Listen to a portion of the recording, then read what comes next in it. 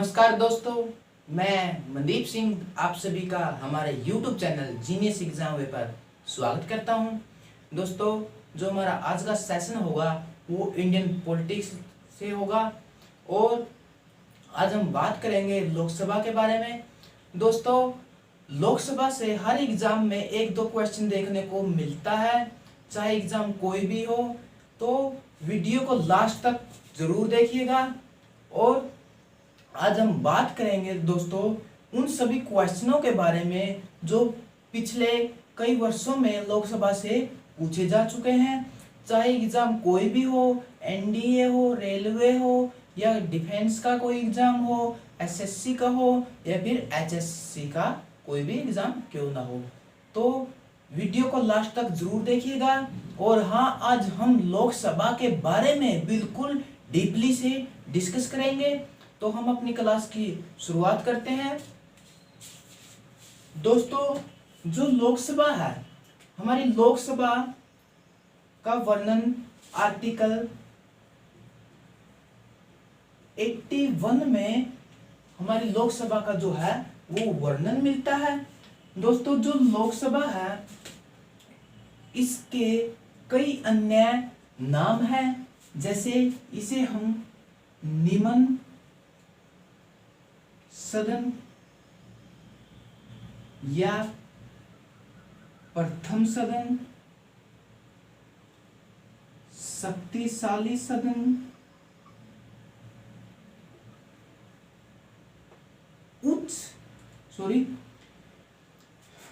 जनता का सदन, जनता का सदन, जनता के प्रतिनिधियों का सदन या लोकप्रिय सदन आदि नाम से दोस्तों लोकसभा को जाना जाता है। जो हमारी लोकसभा है, लोकसभा का प्रथम चुनाव हुआ था दोस्तों। लोकसभा का जो प्रथम चुनाव हुआ था वो अक्टूबर 1951 से फरवरी 1952 लोकसभा का प्रथम जो है चुनाव हुआ था। फिर बात आती है दोस्तों, जो लोकसभा का गठन कब किया गया। लोकसभा का गठन दोस्तों वो जो है 17 अप्रैल 1952 को लोकसभा का जो है गठन किया गया। और जो लोकसभा की पहली बैठक हुई थी, लोकसभा की जो पहली बैठक हुई थी वो जो दोस्तों हुई थी 13 मई 1952 को जो है लोकसभा की प्रथम बैठक हुई थी। दोस्तों, जो लोकसभा का सदस्य है बनने के लिए कुछ योग्यता होती है। जैसे जो लोकसभा का सदस्य बनने के लिए क्या क्या योग्यता होती है दोस्तों, क्या क्या योग्यता चाहिए अगर हमें लोकसभा सदस्य बनना है। सबसे पहले दोस्तों आयु यानी उम्र कितनी होनी चाहिए। जो लोकसभा सदस्य बनने के लिए आयु कम से कम दोस्तों 25 वर्ष जो है लोकसभा का सदस्य बनने के लिए आयु होनी चाहिए। और दोस्तों, व्यक्ति लाभ के पद पर ना हो, भारतीय नागरिक होना चाहिए, भारतीय नागरिक। और जो दोस्तों व्यक्ति है वो पागल या दिवालिया नहीं होना चाहिए। मतलब मेंटली भी ठीक होना चाहिए। और दिवालिया मतलब कि उस पर किसी भी बैंक का कोई भी प्रकार का कर्ज या लोन नहीं होना चाहिए। अगर ये सभी योग्यता व्यक्ति में है तो व्यक्ति लोकसभा सदस्य बन सकता है। और दोस्तों जो लोकसभा की अधिकतम सीटें या अधिकतम सदस्य है वो दोस्तों 552 हो सकते हैं। दोस्तों वर्तमान में तो जो है लोकसभा के सदस्यों की संख्या है वो केवल 545 है, लेकिन अधिकतम सदस्य जो है लोकसभा के वो 552 हो सकते हैं।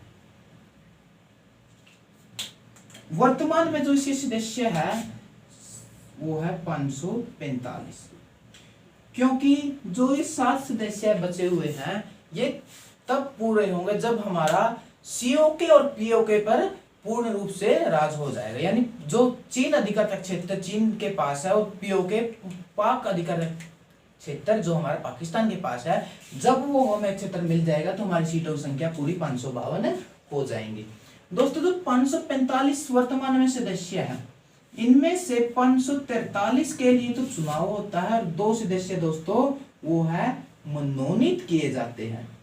जो 2 सदस्य मनोनीत किए जाते हैं, जो 2 सदस्य दोस्तों मनोनीत किए जाते हैं वो होते हैं एंग्लो इंडियन। एंग्लो इंडियन दोस्तों जो ये एंग्लो इंडियन होते हैं ये राष्ट्रपति जी द्वारा मनोनीत किए जाते हैं। और एंग्लो इंडियन है दोस्तों जो इसका वर्णन है आर्टिकल 331 के अंदर एंग्लो इंडियन का जो है वर्णन मिलता है। दोस्तों एंग्लो इंडियन उस व्यक्ति को कहते हैं जिसका एक माता और पिता में से एक व्यक्ति तो भारतीय हो और एक विदेशी हो, उस व्यक्ति को हम एंग्लो इंडियन कहते हैं। जो 543 सदस्य है दोस्तों जिनका चुनाव होता है, उनमें से 530 सदस्य दोस्तों राज्य से है और 13 सदस्य है जो वो केंद्र शासित प्रदेशों से चुने गए हैं। अगर अधिकतम सदस्य दोस्तों जो 552 हो सकते हैं, तब 2 सदस्य दोस्तों मनोनीत किए जाएंगे और जो 550 के लिए जो चुनाव होगा दोस्तों उनमें से 530 सदस्य राज्यों से होंगे और 20 सदस्य जो होंगे वो केंद्र शासित प्रदेशों से लिए जाएंगे। दोस्तों जो हमारी लोकसभा की ये सीटें हैं इनका निर्धारण दोस्तों जनसंख्या पर आधारित है। 1971 की जनगणना के आधार पर लोकसभा सीटों का निर्धारण किया गया था, जो अभी तक ऐसा ही है। और जो हमारी वर्तमान की सीटें हैं 545, ये 2026 तक यूं ही बनी रहेंगी। दोस्तों जो लोकसभा है इनमें सबसे अधिक सीटें किस राज्य से हैं और सबसे कम किस स्टेट की जो लोकसभा सीटें हैं, ये एग्जामिनर हमें पूछ लेता है। तो बात करते हैं जो सबसे अधिक सीटें हैं दोस्तों वो यूपी, महाराष्ट्र, पश्चिम बंगाल,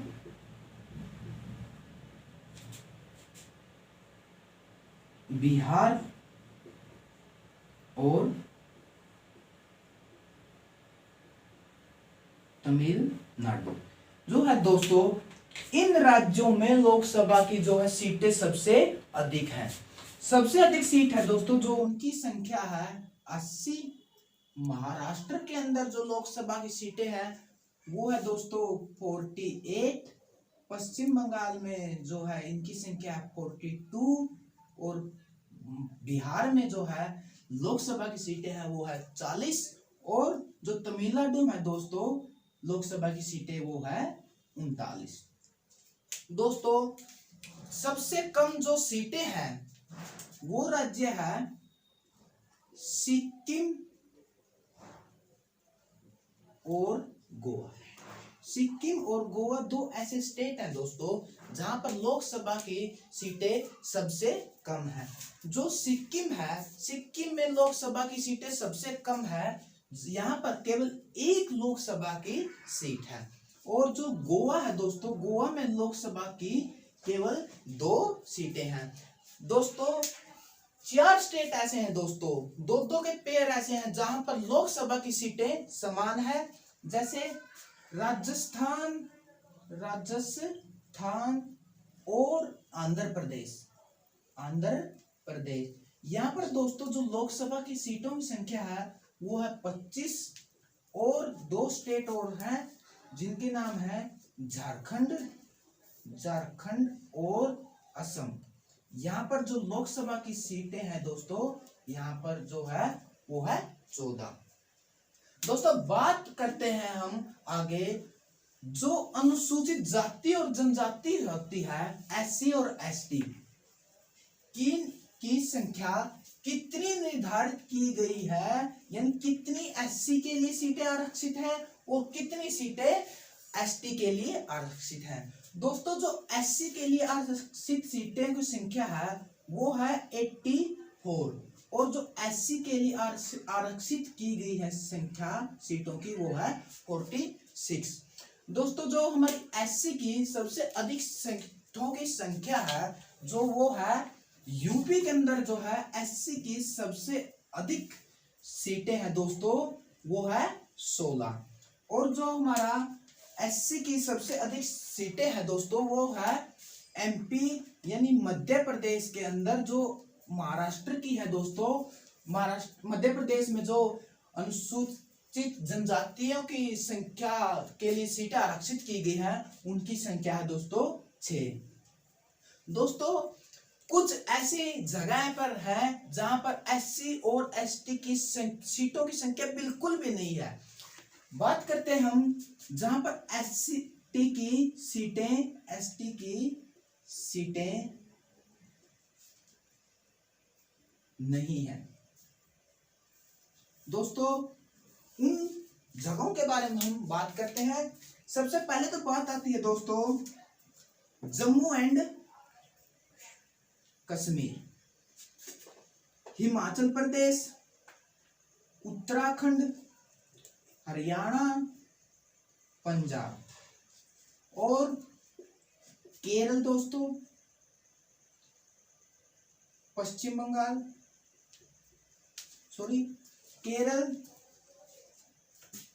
और तमिलनाडु। उसके बाद बात आती है दोस्तों गोवा, सिक्किम और यूपी।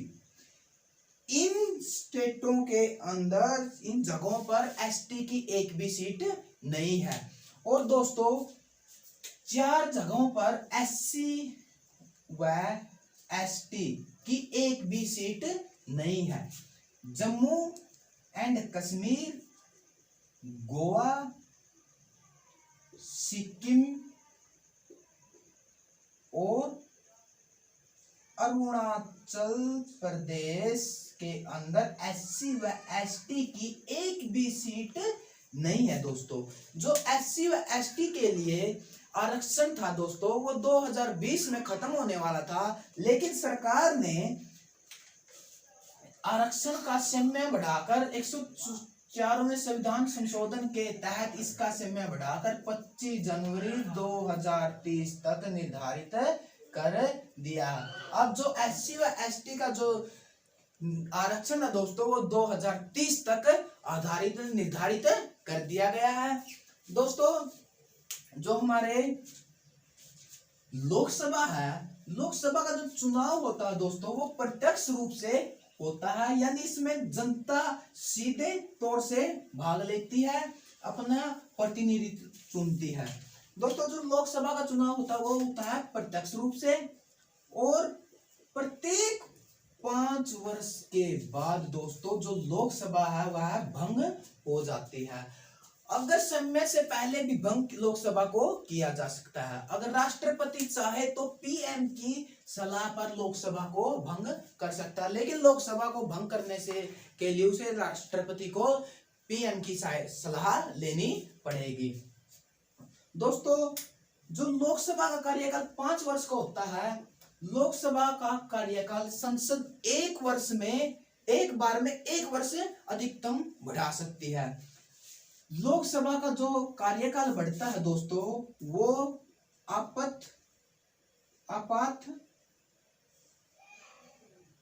आपातकाल की स्थिति में लोकसभा का जो है कार्यकाल बढ़ाया जा सकता है।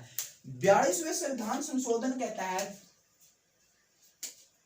42वें संविधान संशोधन के तहत दोस्तों 1976 के अंदर जो है लोकसभा का कार्यकाल बढ़ाकर 5 वर्ष से 6 वर्ष कर दिया था। उस समय दोस्तों जो हमारे देश के प्रधानमंत्री थे वो थे श्रीमती इंदिरा गांधी जी। हमारी देश की जो है प्रधानमंत्री थी श्रीमती इंदिरा गांधी जी, जो हमारी थी उस समय हमारे देश की प्रधानमंत्री थी। और दोस्तों फिर 44वें संविधान संशोधन के तहत हमारे लोकसभा का कार्यालय घटाकर 5 वर्ष के लिए कर दिया गया और यह काम 1978 में किया गया था। उस समय जो हमारे प्रधानमंत्री थे वो मोरारजी देसाई जी थे, उस समय के हमारे प्रधानमंत्री। दोस्तों जो 5वीं लोकसभा थी उसका कार्यकाल सबसे लंबा था, क्योंकि उस समय लोकसभा का कार्यकाल 1 वर्ष के लिए बढ़ा दिया गया था आपातकाल की स्थिति में। दोस्तों जो हमारी वर्तमान में है 17वीं लोकसभा चली हुई है और जो 17वीं लोकसभा की सबसे युवा सांसद है उनका नाम है चंद्राणी मुर्मू। जो चंद्राणी मुर्मू जी हैं ये 17वीं लोकसभा के सबसे युवा सांसद हैं। दोस्तों जो 17वीं लोकसभा ये चंद्राणी मुर्मू जी हैं ये कयोंझर उड़ीसा की रहने वाली हैं। और दोस्तों जो हमारे लोकसभा के अधिकारी होते हैं उनके बारे में हम बात करें तो जो लोकसभा के अधिकारी होते हैं सबसे पहले हम बात करते हैं जो लोकसभा का अस्थायी स्पीकर जिसे हम प्रोटेम स्पीकर के नाम से भी जानते हैं। तो बात करते हैं हम प्रोटेम स्पीकर। जो प्रोटेम स्पीकर होता है दोस्तों यानी अस्थायी अध्यक्ष।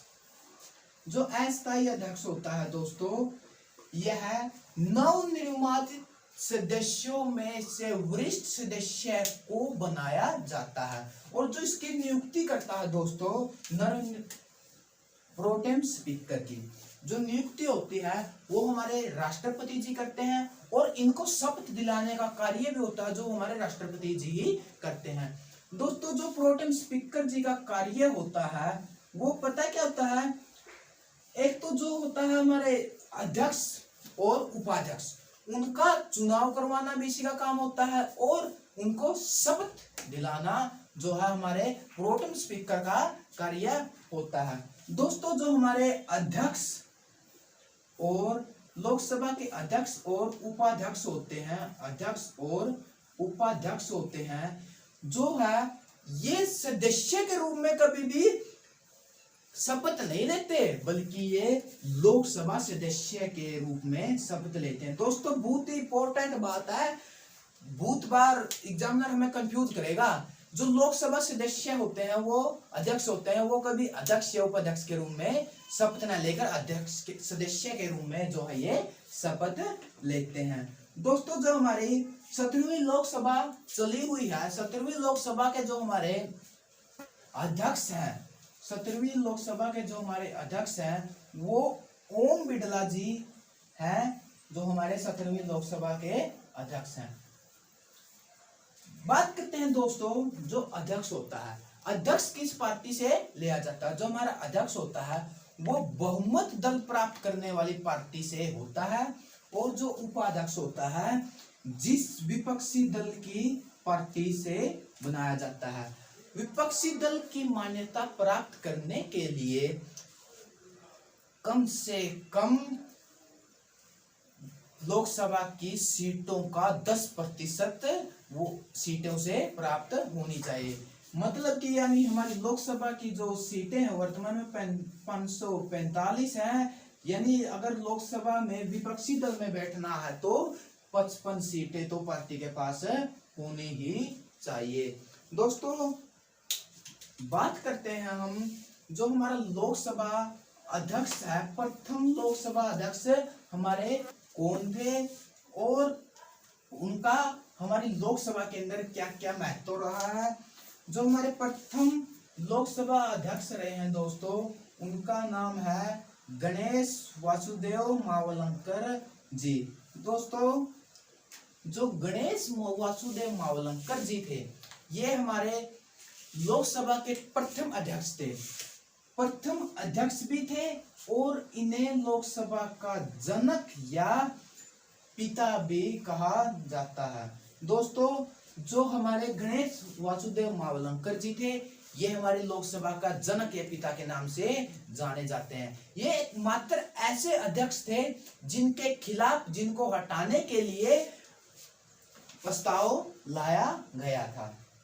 दोस्तों लोकसभा अध्यक्ष को हटाने के लिए पारित संकल्प द्वारा यानी प्रस्ताव के द्वारा हम लोकसभा अध्यक्ष को हटा सकते हैं पद से, लेकिन लोकसभा अध्यक्ष को हटाने इस बात की जानकारी 14 दिन पहले देनी पड़ती है और 50 सदस्यों के उस पर प्रस्ताव पर हस्ताक्षर होने चाहिए। लोकसभा के 50 सदस्यों के उस प्रस्ताव पर हस्ताक्षर होने बहुत ही जरूरी है।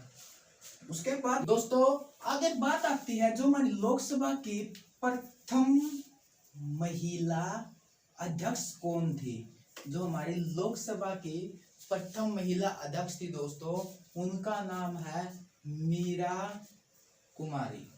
जो मीरा कुमारी जी थी हमारी लोकसभा की, वो प्रथम महिला अध्यक्ष थी। और जो हमारी सेकंड महिला अध्यक्ष थी दोस्तों, लोकसभा की सेकंड महिला अध्यक्ष थी दोस्तों, उनका नाम है, वो है सुमित्रा महाजन। जो सुमित्रा महाजन जी थी, वो हमारी लोकसभा की सेकंड महिला अध्यक्ष थी, सुमित्रा महाजन। और ये 16वीं लोकसभा से थी।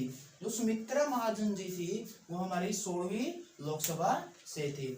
दोस्तों कुछ ऐसे अध्यक्ष रहे हैं जो 2 बार लोकसभा अध्यक्ष के रूप में जिनका कार्यकाल रहा है, तो हम उनके बारे में डिस्कस करते हैं दोस्तों।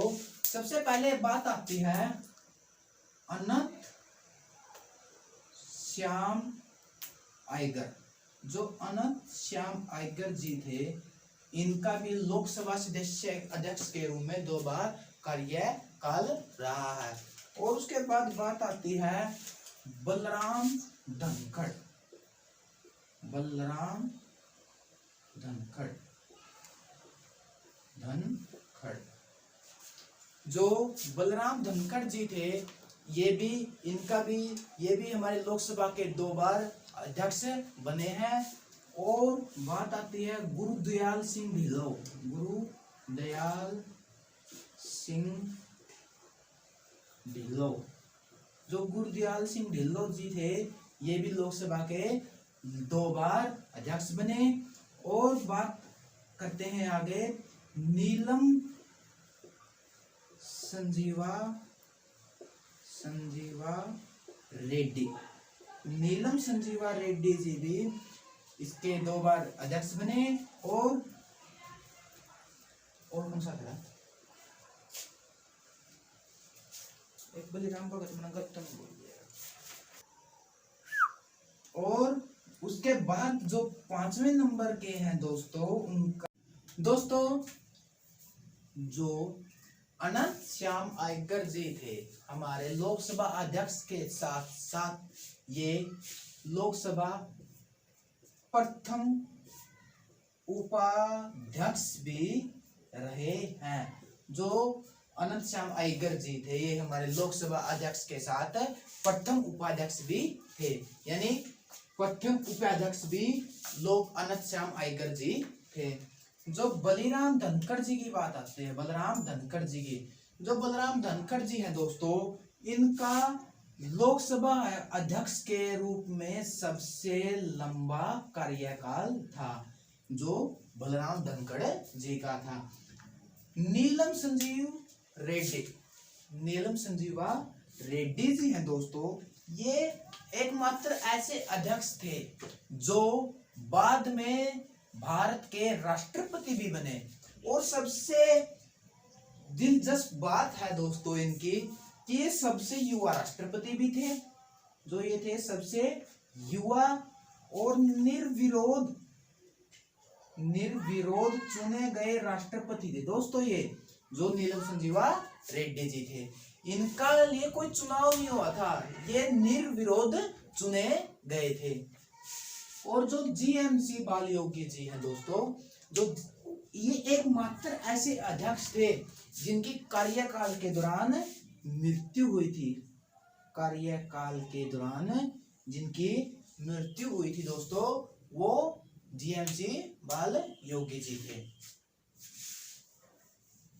और दोस्तों लोकसभा अध्यक्ष के रूप में सबसे लंबा कार्यकाल तो हमारे बलराम धनखड़ जी का है, और सबसे छोटा जो कार्यकाल है दोस्तों वो था बलिराम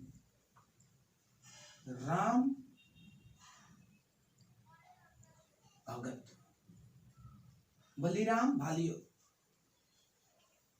बलिराम भगत जी थे जो इनका लोकसभा अध्यक्ष के रूप में सबसे छोटा कार्यकाल था।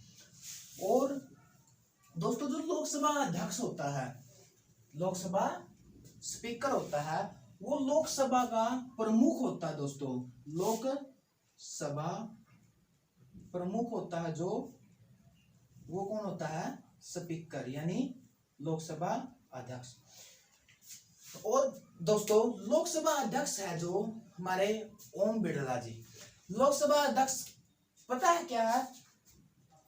अधिवेशन की बैठक, अधिवेशन या सत्र को संबोधित करता है, सदस्यों को बोलने, अनुशासन बनाने, चुप रहने आदि सभी बातों को नियंत्रण करता है, जो वो लोकसभा अध्यक्ष का काम होता है। लोकसभा अध्यक्ष ही सदस्यों को बोलने के लिए कहता है और उसे चुप होने के लिए भी लोकसभा अध्यक्ष ही कहता है।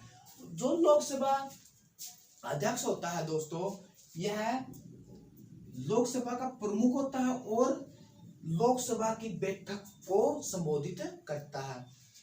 जो लोकसभा की बैठक को बुलाता है दोस्तों, बैठक बुलाने का काम होता है दोस्तों, वो राष्ट्रपति बैठक को बुलाता है, लेकिन संबोधित करता है जो लोकसभा अध्यक्ष करता है। दोस्तों जब भी संयुक्त अधिवेशन होता है, जब भी जब भी संयुक्त अधिवेशन होता है, संयुक्त अधिवेशन की जो लोकसभा प्लस राज्यसभा, लोकसभा राज्यसभा की बैठक को संबोधित, जब दोनों की मिलकर बैठक होती है तो उसको संबोधित भी जो करता है दोस्तों, वो लोकसभा अध्यक्ष ही करता है। दोस्तों सबसे इंपॉर्टेंट बात यहाँ पर यह रहती है, जो लोकसभा का प्रमुख तो होता है वो तो लोकसभा अध्यक्ष होता है। जो लोकसभा का जो नेता होता है दोस्तों, यहाँ पर दरअसल स्टूडेंट गलती करता है, लोकसभा का नेता भी लोकसभा अध्यक्ष को ही मान लेता है, लेकिन जो लोकसभा का नेता होता है दोस्तों, वो हमारा प्राइम मिनिस्टर होता है, यानी पीएम हमारा लोकसभा का अध्यक्ष नेता होता है। दोस्तों आज की हमारी क्लास, जो हमारा सेशन था, यहीं पर समाप्त होता है। आशा करते हैं आपको जो आज की क्लास अच्छी लगी होगी। दोस्तों ज्यादा से ज्यादा क्लास को शेयर करें, वीडियो को लाइक करें और चैनल को सब्सक्राइब करें। तब आगे के वीडियो में मिलते हैं, तब तक के लिए जय हिंद जय भारत।